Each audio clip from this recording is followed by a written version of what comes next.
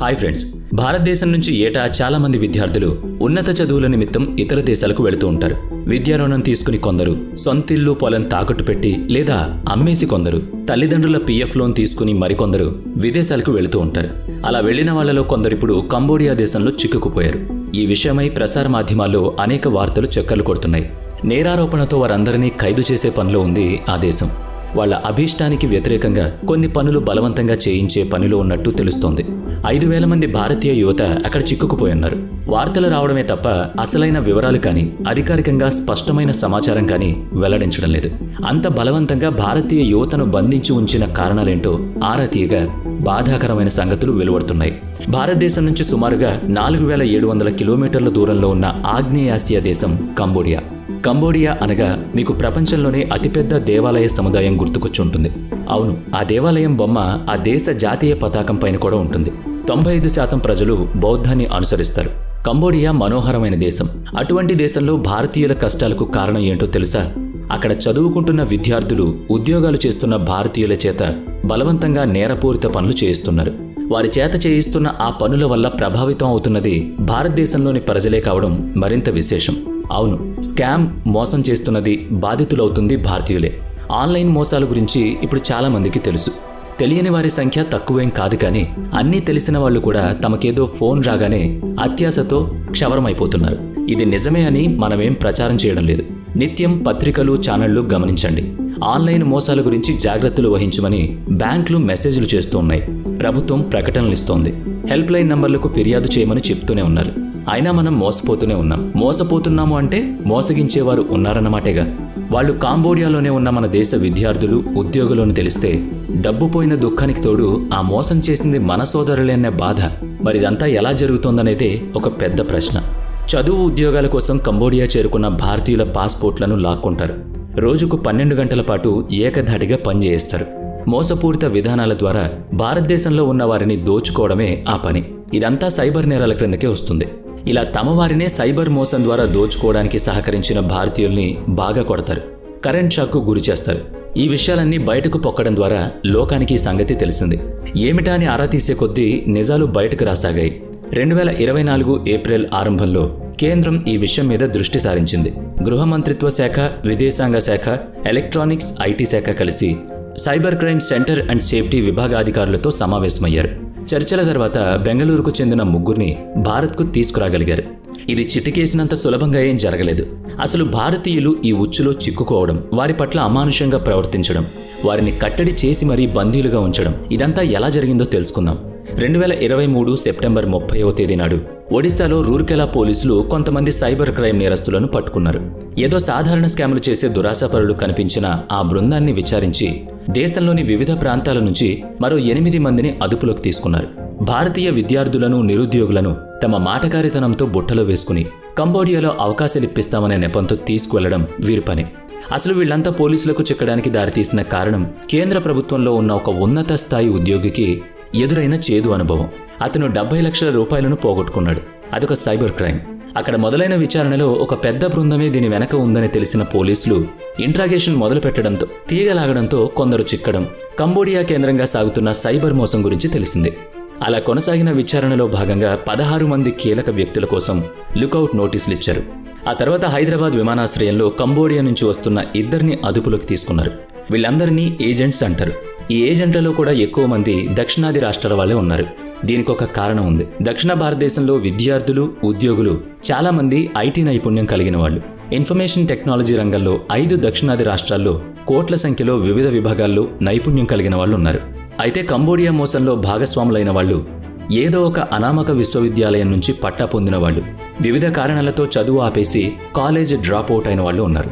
మరిక వాళ్ళకి పై చదువులు చదవడం కుదరదు కనుక ఏదో ఒక ఉద్యోగం దొరక్క ఏదో ఒక దారిలో లేదా స్నేహితుల ద్వారా కంబోడియా చేరుకుంటున్నారు. తరువాత బలవంతంగా స్కామింగ్ చేయడానికి వినియోగించబడుతున్నారు. స్థూలంగా ఇది విషయం. అయితే ఇక్కడితో అయిపోలేదు. డేటా ఎంట్రీ ఆపరేటర్లుగా కంబోడియాకి ఎగుమతి చేయబడ్డ వేటగాని వలలో పడ్డ పక్షుల్ని సైబర్ ఫ్రాడ్స్ చేసేలా నిస్సహాయ స్థితిలో పడేస్తారు. ఇక వివసులై ఆ పని చేయాల్సి రావడం వలలో చిక్కుకున్న వారి దుస్థితి. భారతీయులే కనుక భారతీయ శైలిలో మాట్లాడుతుంటే భారతదేశంలోని ప్రజలు వారి మాటలను నమ్మే అవకాశం ఎక్కడా అన్నది వేటగాడి ఉద్దేశం. ఇంతకీ వాళ్ళ చేత ఏం మాట్లాడిస్తారో తెలిస్తే ఆశ్చర్యపోవాల్సిందే. ఒక పోలీస్ అధికారి మీకు ఫోన్ చేస్తాడు. మీరు చేయని దాన్ని మీకు ఆపాదిస్తూ మిమ్మల్ని హైరాణ పెడతారు. మీ పేరిట వచ్చిన పార్సిల్లో అభ్యంతరకరమైన వస్తువులున్నాయని, దానికి మిమ్మల్ని విచారించాలని, మీరు పెనాల్టీ కడితేనే మీ మీద ఆరోపణ నమోదు చేయకుండా వదిలిపెడతామని, లేకుంటే అదుపులోకి తీసుకోక తప్పదని చెప్తూ మీకు సంబంధించిన వివరాలేవో చెప్తారు. మీలో కలిగే ఆందోళన, భయమే ఫోన్ చేసిన వారికి ఆయుధం. మీ నిస్సహాయతను డబ్బు రూపంలోకి మార్చుకునే మాటకారితనం వాళ్ల సొంతం. ఇది ఒక తరహా మోసం మాత్రమే. 3 బెంగళూరు యువకులు క్షేమంగా భారత్కు తీసుకురాబడ్డారని చెప్పుకున్నాం కదా. వారిలో ఒక అతను పత్రికా వారితో మాట్లాడుతూ తనకు మంగళూరుకు చెందిన ఏజెంట్ ద్వారా డేటా ఎంట్రీ ఉద్యోగం ఆఫర్ వచ్చిందని, తాను అప్పటికే కొన్ని కంప్యూటర్ కోర్సులు చేశానని, ఐటీఐ చదువుకున్నానని అతనికి చెప్పానని చెప్పాడు. తనతో పాటు మరో 3 కూడా ఆ ఏజెంట్ని కలిశారట. వాళ్ళంతా కంబోడియా చేరుకున్నాక ఇంటర్వ్యూ చేయడం, అందులో పాస్ అవడం కూడా జరిగిపోయిందని చెప్పాడు. మరి ఉద్యోగం ఏంటి అంటే అది చెప్పాడు. ఫేస్బుక్ ప్రొఫైల్స్ చూస్తూ ఉండాలి. వాళ్లలో సులభంగా మోసపోయే వాళ్ళని పట్టుకోవాలి. ఆ తర్వాత పని తెలిసిందే. కంబోడియాలో ఒక చైనా బృందం కూడా ఉందని ఆ బెంగళూరు యువకుడు చెప్పాడు. మలేషియాకు చెందిన అనువాదకుడు ఒకరున్నారట. ఇంకా వివిధ సామాజిక మాధ్యమాల నుంచి మహిళల ఫోటోలను సేకరించి వారి పేర్లతో దొంగ ఖాతాలను తెరిచి ఫేక్ ఫోన్ కాల్స్ చేస్తూ స్కామ్కి పాల్పడడం అనేది తమ ఉద్యోగమని అతను చెప్పాడు. చెప్పినట్టుగానే చేసేస్తే ఆ రోజు తమకు తిండి తిప్పలు పెడతారు తప్ప, లేదంటే అంతే సంగతి. నిద్రపోవడానికి కూడా వీల్లేదు. దారుణమైన విషయం ఏంటి అంటే మహిళల గౌరవాన్ని మంటగలిపే పనులు కూడా వారి చేత బలవంతంగా చేయిస్తున్నట్లు భారతీయ మీడియా వెల్లడించింది. జూదమాడే క్యాసినోలను కూడా భారతీయుల చేత నిర్వహింపజేస్తున్నట్లు మీడియాలో వార్తలొచ్చాయి. సరే, మొత్తానికి స్కామ్ బయటపడింది. ఫలానా సినీ హీరో విదేశాలకు వెళ్ళాడు. ఎందుకు? ఫలానా రాజకీయ నాయకుడు హోటల్లో దోశ వేశాడు. చూడండి, వాళ్ళిద్దరూ మాట్లాడుకోవట్లేదు, ఏదో జరిగింది అంటూ అవే అత్యవసరమైన విషయాలన్నట్లు హడావిడిగా చేసే మెయిల్ స్ట్రీమ్ మీడియా గానీ, అదిగో తోక అంటే ఇదిగో పులి అనే సోషల్ మీడియా కానీ ఈ స్కామ్ గురించి ఎక్కువ కవర్ ఇవ్వలేదు. పైగా సమయానికి దేశంలో ఎన్నికల సీజన్ నడుస్తోంది కనుక అనేక వార్తల్లో ఇది ఒకటిగా అయిపోయింది. ఉన్నతాధికారులకు తెలుసు గాని జనంలో దీని ఊసు పెద్దగలేదు. మీడియాకు కూడా తమ తమ ప్రాధాన్యతలు చాలానే ఉన్నాయి.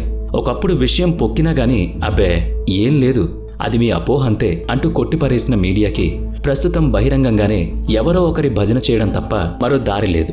ఏదో ఒక పారిశ్రామికవేత్తకో మరేదో రాజకీయ పార్టీకో చెందిన అధికార అనధికార వార్తా సంస్థలుగా మారిపోయాయి మన న్యూస్ ఛానల్స్, ఈనాటి మీడియా సంస్థలు.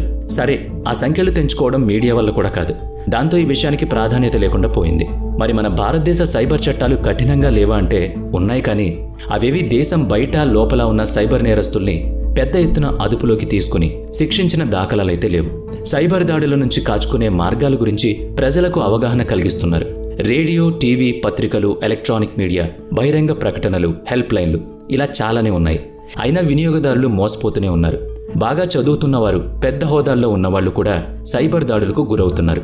అది విచిత్రం. ఇలా జరుగుతుంది అంటే ఇక చెవులో ఇల్లు కట్టుకుని ఆగకుండా అరుస్తూ ఉండాలేమో. జార్ఖండ్లోని జామ్తారా గ్రామం ఫిషింగ్ రాజధానిగా పేరు పొందింది. మీకు తెలిసిన ఫిషింగ్ వేరు, ఈ ఫిషింగ్ వేరు. ఆ ఫిషింగ్లో పడ్డ చేపల్ని మీరు ఆరగిస్తారు కావచ్చు, కానీ ఈ ఫిషింగ్లో మీరే చేపలు. మిమ్మల్ని వాళ్ళు నిలువు దోపిడీ చేస్తారన్నమాట. అవును, జామ్తారా గ్రామంలో చిన్న పిల్లాడి వద్ద కూడా 4-5 ఫోన్లు, దాదాపు 300 సిమ్ కార్డ్స్ ఉంటాయి. వాటితో ఆడుకోవడమే వారి పని. ఫోన్లు ఉపయోగించి మనుషుల మనసులతో ఆడుకుంటారు. మానసికంగా కృంగదీస్తారు, ఆర్థికంగా దివాలా తీయిస్తారు. ఒకప్పుడు రైళ్లలో దోపిడీ చేసేవాళ్ళు ఇప్పుడు హైటెక్ మోసాలు చేస్తున్నారు. చెప్పుకున్నాం కదా, చదువుకున్న కంప్యూటర్ ఇంజనీర్ అయినా సరే వారి చేతుల్లో మోసపోవాల్సిందే అని పోలీసులు చెప్తున్నారు. పంజాబ్ ముఖ్యమంత్రి శ్రీమతి, కేరళ ఎంపీ, పశ్చిమ బెంగాల్లోని ఓ ఐపీఎస్ భార్య, పేరున్న గాయకుడు ఎవరిని వదలలేదు. మీరు ఇంజనీర్ అయినా, ఇంటి ఇల్లాలైనా, ఓ విద్యార్థి అయినా, సాదాసీదా వ్యాపారైనా వాళ్ల వలలో చిక్కి చేపలా గిలగిలా కొట్టుకోవాల్సిందే. ఇలా చెప్తున్నామని వాళ్ళని హీరోలుగా పొగుడుతున్నాం అనుకోద్దు. మనం జాగ్రత్తగా ఉండడం లేదని చెప్తున్నాం. 1930 తెలుసా మీకు? ఏ సినిమా ఎప్పుడు విడుదలై ఎన్ని కోట్లు సంపాదించింది? క్రికెట్లో బ్యాట్స్మెన్ స్కోర్ ఎంత? ఆ బిజినెస్ మ్యాన్ ఆస్తులెన్ని? ఈ విషయాలతో పాటుగా తప్పనిసరిగా 1990 గురించి కూడా తెలుసుకోవాలి మనం. ఇంతకీ అన్నేసి సిమ్ కార్డులు కొంటున్నప్పుడైనా సంబంధిత టెలి సర్వీస్ వాళ్ళు జాగ్రత్త పడాలి కదా అంటారా? అప్పుడేమో గానీ ఇప్పుడంటే గత ఏప్రిల్లో టెలికమ్యూనికేషన్ శాఖ బీహార్, జార్ఖండ్ రాష్ట్రాల్లో 2,25,000 సిమ్ కార్డులను పనిచేయకుండా చేయాలని నిశ్చయించుకుంది. వీటిలో అత్యధికంగా జామ్తారా, దాని చుట్టూ ఉన్న గ్రామాల్లోనే వినియోగంలో ఉన్నట్లు కనుక్కున్నారు. జార్ఖండ్లో 2000వ సంవత్సరం నుంచి ఇప్పటి వరకు 170 మందికి పైగా సైబర్ నేరాలకు పాల్పడినట్లు గుర్తించి బంధించారు. ఢిల్లీ పోలీసులు 2023 మేలో 21,000 సిమ్ కార్డులను జామ్తారాకు చెందిన 5గురిని పట్టుకున్నారు. పోలీసులతో పాటుగా ఎన్ఫోర్స్మెంట్ డైరెక్టరేట్ కూడా జామ్తారా మీద ఫోకస్ చేసింది. ఆ ఊరికి చెందిన వారి నుంచి 66 లక్షల సంపదను జప్తు చేశారు. ఇన్ని జరిగినా కూడా నేరాలేం తగ్గలేదు.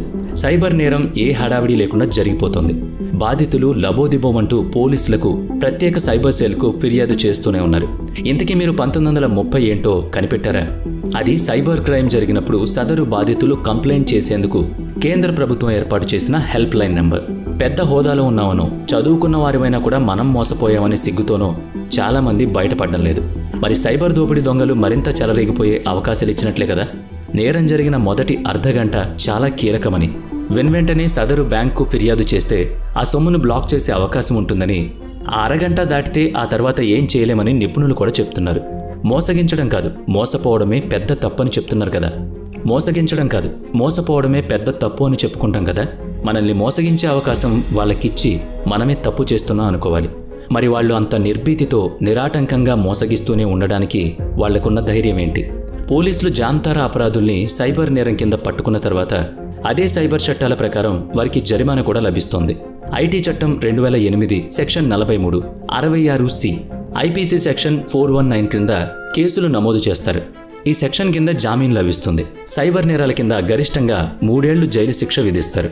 వాళ్ళు బయటకు వస్తూనే తమ మోసపు వ్యాపారాన్ని మళ్లీ మొదలు పెడుతున్నారు. జాంతారా విషయమే తీసుకుంటే వాళ్ళు కొన్ని తరాలుగా దోపిడీయే వృత్తిగా మలుచుకున్నారు. తాతల తరం దారి దోపిడీ చేస్తే కొత్త తరం సైబర్ మోసాలు చేస్తోంది. ఇదొక కుటుంబ వ్యాపారంగా, వెసులుబాటుగా మారిపోయింది. కుల వృత్తిగా కూడా పేరు తెచ్చుకుంది. హర్యానా, రాజస్థాన్లలో జాంతారా వాసులకు కొన్ని శాఖలు కూడా ఉన్నాయి. అక్కడ మోసం చేసే పద్ధతుల్ని నేర్పిస్తారు. ఎటువంటి వారిని సైబర్ నేరం ద్వారా దోచుకోవాలో మెలకువలు నేర్పిస్తారు. ఇలాంటి వారు మన దేశంలోనే కాదు, ప్రపంచమంతా ఉన్నారు. ప్రస్తుతం కంబోడియాలో చిక్కుకున్న మన దేశ విద్యార్థులు, ఉద్యోగుల సంగతి ఇందుకు భిన్నం. వీరు మోసాలకు పాల్పడ్డారు నిజమే, అయితే అది వారి వృత్తి కాదు. ఉద్యోగం పేరుతో మోసం చేసి వారి చేత బలవంతంగా చేయిస్తున్నారు. దేశం కాని దేశంలో రాయబార కార్యాలయ అధికారులే బంధువులు, స్నేహితులు. తమ దేశస్థులు బాగోగులు పట్టించుకోవాల్సిన బాధ్యత కూడా వారికి ఉంటుంది. 2024 మే 23 నాటికి అందిన తాజా సమాచారం మేరకు ఆంధ్రప్రదేశ్, తమిళనాడు, కర్ణాటకకు చెందిన వారితో కలిపి మొత్తం 420 మందిని ఇండియన్ ఎంబసీ రక్షించింది. ఆపరేషన్ కంబోడియా పేరుతో కంబోడియాలో ఒక టోల్ ఫ్రీ నంబర్ను భారత రాయబార కార్యాలయం ఏర్పాటు చేసింది. దానికి ఫోన్ చేసిన వారందరినీ కాపాడినట్లు తెలుస్తోంది. అమ్మాయిలాగా మాట్లాడుతూ మగవారిని లోబరుచుకునే కాల్స్ చేయడం కూడా ఈ కంబోడియా బాధితుల చేత చేయిస్తున్న నేరం. ఆ వెంటనే వారికి డ్రగ్స్ ఎక్కించి తాము చేసిన కాల్స్ గురించి మర్చిపోయేలా చేస్తారని ఆ రొంపిలోంచి బయటపడి భారతదేశం తిరిగి వచ్చిన ఓ బాధితుడు మీడియాకు వెల్లడించాడు. భారతీయుల చేత భారతీయులనే మోసం చేయిస్తున్నట్లు ఈ మోసం కంబోడియా ప్రభుత్వానికి తెలియకుండా ఉండదు కదా. 5,000 మందిని సైబర్ నేర ముఠాల వద్ద బానిసలుగా మార్చిన వారు మన భారతీయులే కావడం దిగ్భ్రాంతిని కలిగిస్తోంది. ఇది ఇప్పుడు బయటపడింది, కానీ ఇది ఎన్నో ఏళ్లుగా జరుగుతున్న మోసమని తెలుస్తోంది. దీనిపై ప్రభుత్వం సత్వరం స్పందించి మిగతా వారిని కూడా కాపాడుతుందని ఆశిద్దాం. గుర్తుపెట్టుకోండి, భారతదేశంలో సైబర్ క్రైమ్ కంప్లైంట్స్ కోసం 1930 నెంబర్ను ఉపయోగించుకోండి. అలాగే సైబర్ ఫ్రాడ్ కాల్స్ వస్తే 1963 హెల్ప్ లైన్ నెంబర్కి కాల్ చేయండి. ఈ వీడియో మీకు నచ్చితే లైక్ చేయండి, షేర్ చేయండి. ఇప్పటివరకు మన ఛానల్ని సబ్స్క్రైబ్ చేయనట్లయితే ఇప్పుడే సబ్స్క్రైబ్ చేసుకుని పక్కనే ఉన్న బెల్ ఐకాన్పై క్లిక్ చేయండి. నెక్స్ట్ వీడియోలో మళ్ళీ కలుద్దాం. Thanks for watching.